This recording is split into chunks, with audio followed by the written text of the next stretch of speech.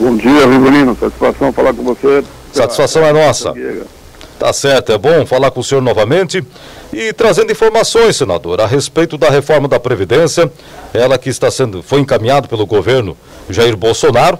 Primeiramente passa pela avaliação dos deputados federais e depois na segunda casa aí de vocês, do Senado, para fazer possíveis mudanças. E eu pergunto para o senhor, diante daquilo que já chegou da proposta original, quais são as possíveis mudanças que deverão transcorrer aí, ser desidratada, como está sendo chamada aí, a proposta inicial, senador?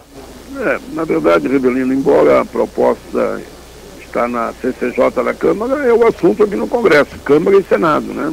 Eu já fiz umas 10 audiências públicas, estou me preparando agora para visitar 5 regiões do país, para debater também o tema. A primeira agora vai ser dia 12 em Minas Gerais, no dia 28, 29 vai ser em Porto Alegre, na Assembleia Legislativa. Depois eu vou para o Ceará, depois vou para o Rio Grande do Norte. Está previsto ainda Belém do Pará, Pernambuco, Bahia, São Paulo e Rio de Janeiro. E Santa Catarina. Santa Catarina que é no outro fim de semana. A grande questão no debate que está se dando aqui é que o governo apresentou uma proposta muito mais cruel que a do Temer, né? E a do Temer ele já não conseguiu aprovar, acabou desistindo. Enfim, ficou aí travada a pauta daquela proposta dele. O governo foi ousado demais, foi com muita sede ao pote, e até o momento eu não percebo aqui nenhum movimento, nem de senador, nem de deputado, nem da base deles, que normalmente a base do governo é que se movimenta, né? Sim. Para defender essa reforma. Eu tenho feito os debates, tenho encaminhado para o governo, encaminhado para os outros setores da sociedade que pensem diferentes, para vir fazer o contraditório, eles não vêm. Ontem mesmo, só para te dar um quadro, se deve entrar pela imprensa, o ministro da Economia, o Paulo Guedes, né? Sim. Ele ficou quase que sozinho lá na Câmara dos Deputados, porque não tinha quem defendesse. Os parlamentares que parece que têm vergonha de se posicionar favorável numa proposta cruel como essa e não querendo se comprometer, né? Então estavam lá aqueles que pensam diferente, eu acompanhei. Os debates que eu faço aqui também são aqueles que pensam diferente, leia-se, e não concordam com essa reforma que veio para o debate. Questionam, por exemplo, por que o trabalhador rural é o grande penalizado. Para ter um exemplo só, a mulher na área urbana, ela vai trabalhar em matéria de idade para se aposentar com 3 anos a menos que o homem, pela proposta deles, né? A lei hoje é 5 anos de diferença. E na área rural não, é a mesma idade homem e mulher. Eles, quando mexem ali no BPC, que não tem nada a ver, benefício de prestação continuada, não tem nada a ver com previdência, é outra coisa. Hoje lá o cidadão com 65 anos ganha, quando ele provar que não tem como se manter, ele ganha um salário mínimo. Eles baixaram aquilo para R$400 e alegando que a partir dos 60 ganharia R$400, mas a questão toda é o salário mínimo, que ele receberia de 65 em diante até o seu falecimento, ele só vai receber depois dos 70, né? Então a maioria já, infelizmente, pelo número de anos de vida do brasileiro, grande parte não vai receber.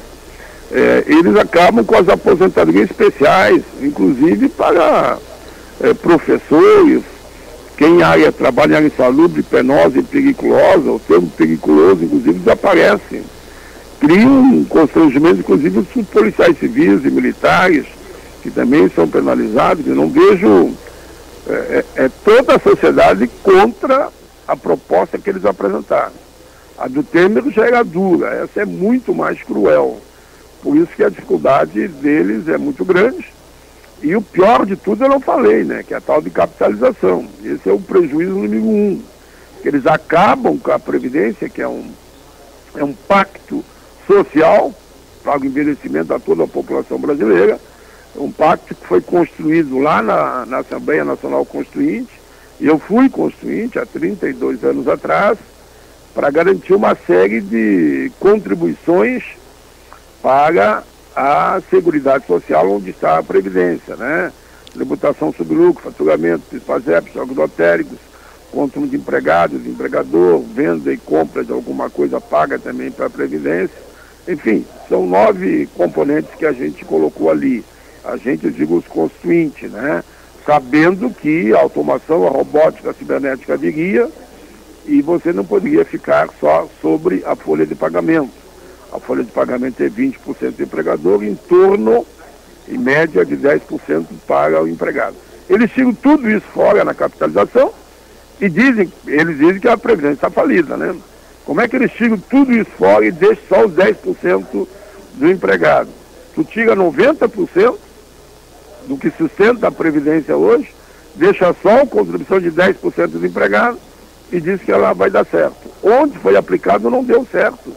O Chile é o melhor exemplo, né? Outro dia, num debate que eu tive com o próprio ministro Paulo Guedes, então ele me disse, mas pai, lá no Chile durou 30 anos. Eu só respondi, sim, 30 anos de arrecadação. Depois dos 30 anos lá era a hora do povo começar a receber o benefício. Daí não tinha.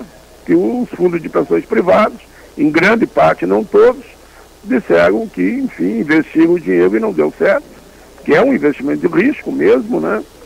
E outros lá ganham em média hoje R$500, R$6 por mês, porque, de fato, os investimentos que eles fizeram na aplicação que recolheram do povo naquela poupança individual não deu certo. Então nós temos aqui num dilema muito grande. Eu estou pedindo a eles, olha, vamos ser realistas, não podemos botar o país numa aventura. Então eu entrei com um requerimento para fazer uma comissão para ir ao Chile e a Argentina, que também adotou esse sistema, e ao Peru, que adotou o sistema, não só no Chile, né? E ao México, se for o caso, mas vamos pegar para não e o gasto sendo pela conta de cada parlamentar. Ninguém aqui vai usar o dinheiro público, já que nós queremos ver, vamos pagar a passagem e hotel. Vamos ao Chile, por exemplo.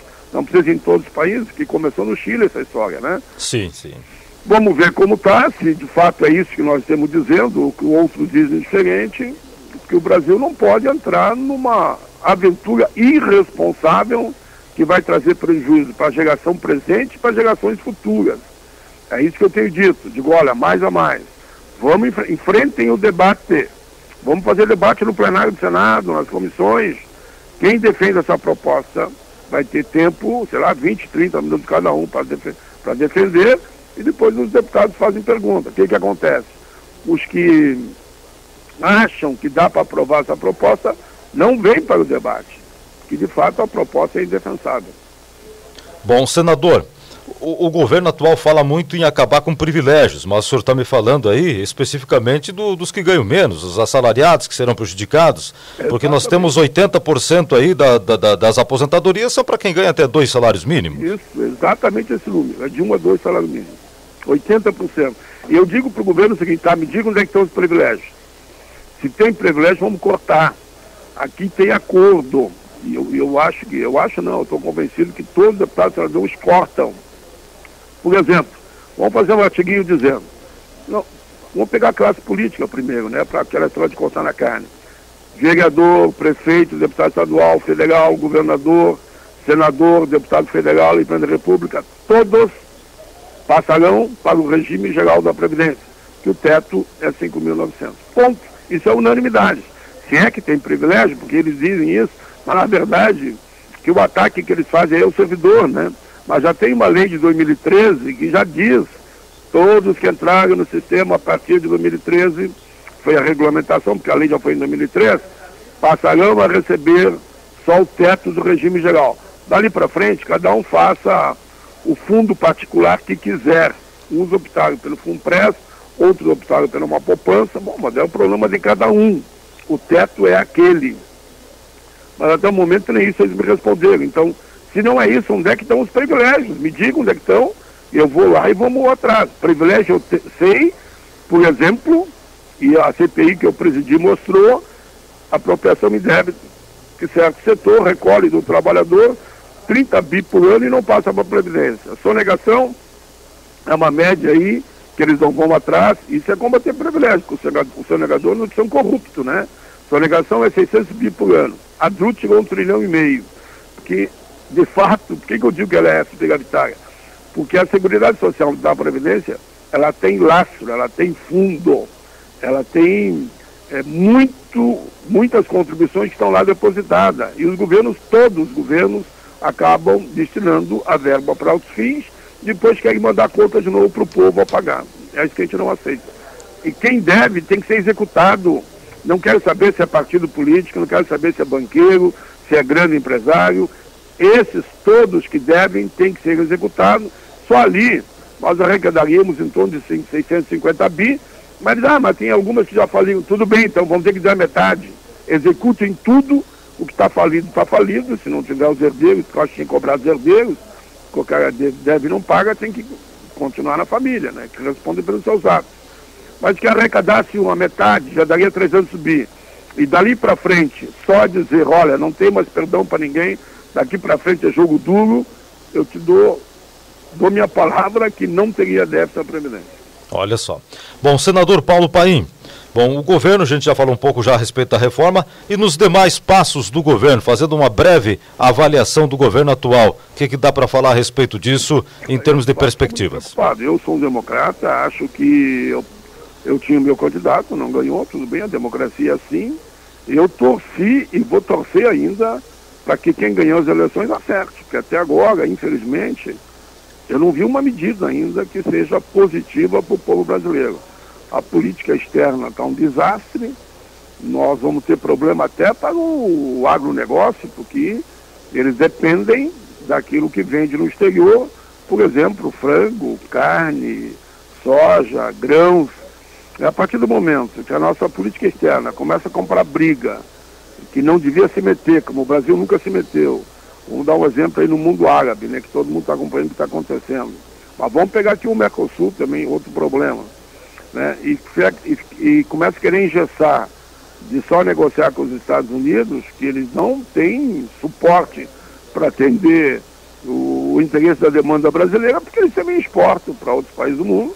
E eles têm interesse comercial, como a China e outros países, que o Brasil está vacilando nessa área. Além disso, o desemprego, né? Quando eles fizeram a reforma trabalhista, eu dizia que isso não vai gerar emprego. Me cobrem, quero mais. Eu dizia, queria estar errado. Mas a gente sabe que vai dar lucro para quem é poderoso, o trabalhador vai perder direito, o mercado interno não vai poder ser acionado. Se a população não recebe, como é que ela vai comprar? E o mercado interno depende do poder de compra do seu povo, né? Resultado, hoje nós temos de novo chegando aí, naquela época o desemprego era em torno de 12%, agora o último que saiu é 13,1% de brasileiros desempregados. Se pegar desempregados, os que já desistiram de procurar emprego, os que estão vivendo só de um biquinho ali para sobreviver, que nem eu vejo aqui em Brasília, eu moro longe aqui do Congresso, onde eu fico, banquinha nas estradas de ponta a ponta. Isso se espalha por todo o Brasil. Nós temos hoje em torno, segundo o último dado do IBGE, 27,5 milhões de pessoas que vivem ou com trabalho bem precário, leia-se, não é nem carteira assinada, ou estamos aí com esse número de desempregados. Em desempregado de trabalho precário, é 13,1, digamos, multiplica por 2, é mais ou menos 27 milhões. Essa é a realidade que nós estamos vivendo. Eu acho, na minha opinião, porque eu tenho falado aqui na tribuna, que o Brasil se se debruçar em cima da reforma tributária, um novo pacto federativo, descentralizar, como é os países mais avançados, dando mais poder para os estados, fazer um equilíbrio no encontro de contas, como eu digo o caso do Rio Grande do Sul, que é só a lei Cantillo nos deve 50 bi, o governo que não paga e pronto. E parece que não vai pagar mesmo. Nesse próprio debate que a gente teve com o ministro Paulo Guedes, foi perguntado, ele disse que não tem lei Cantillo coisa nenhuma, não vai pagar e acabou. E outra coisa, ao mesmo tempo dizer que ele não tinha, mas se passar a reforma da Previdência, ele consegue dar um aporte, ele falou lá em 4 bilhões. Mas o que é isso? Não sai o dinheiro, então. Vai tirar do povo para pagar alguma dívida que ele tem com o Estado e o povo vai pagar a conta no final. Então, o quadro é muito complicado, mas eu sou daqueles que acho que o debate tem que ser no alto nível. Acho que foi lamentável o que aconteceu na Câmara ontem, eu não concordo com aquele nível do debate que se deu lá. de ambos os lados. Agora, é preciso que a gente comece a ter um projeto de nação. Aqui não tem projeto nenhum de nação que ele se apresente hoje. As pessoas, sim, mas qual é o projeto para o nosso país que o atual governo está apresentando? Não tem, e eu quero mais que eles apresentem. Gostaria que desse certo, porque se o governo der errado, quem perde é o povo brasileiro.